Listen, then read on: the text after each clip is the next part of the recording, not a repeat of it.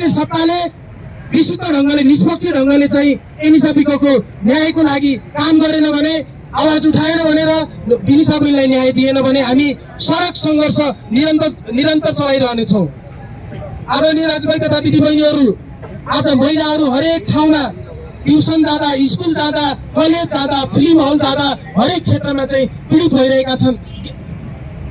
युवाहरूको, पुरुषहरूको गिद्धे नजरबाट चाहिँ तपाईँको एक प्रकारको बलात्कारको साइकोलोजी सुरुवात भएको छ।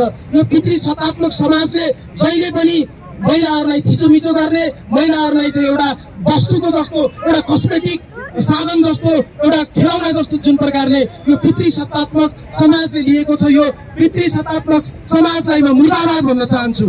यो समाजलाई म मुर्दाबाद भन्न चाहन्छु। आजको व्यवस्थाले आज महिलाहरूलाई चाहिँ सुरक्षित राखेको छैन। हाम्रा चाहिँ कैयौं चेलीहरू इनिसा विक लगायत खोटाङमा रश्मिका परियारको पनि यसरी नै हत्या गरेर, बलात्कार गरेर चाहिँ मारिएको छ। हरेक ठाउँहरूमा बलात्कारका घटनाहरू आइरहेका छन्। यो बलात्कारको घटना यो राज्य सत्ताले, यो समाजले, यो संरचनाले चाहिँ जसरी पनि, यो व्यवस्थाले जसरी पनि खारेज गर्नुपर्दछ। तर हामीलाई थाहा छ यो व्यवस्था त पुँजीवादी व्यवस्था हो। यो व्यवस्थाले महिलाहरूको रक्षा गर्न सक्दैन भन्ने हामीलाई आकलन छ।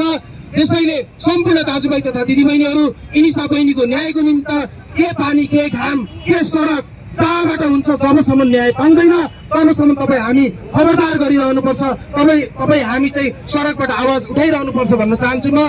त्यस्तै गरी यति नै आफ्ना विचारहरू, आफ्ना भावनाहरू, आफ्ना शब्दहरू यति नै राख्दै म धन्यवाद दिन चाहन्छु। हस्।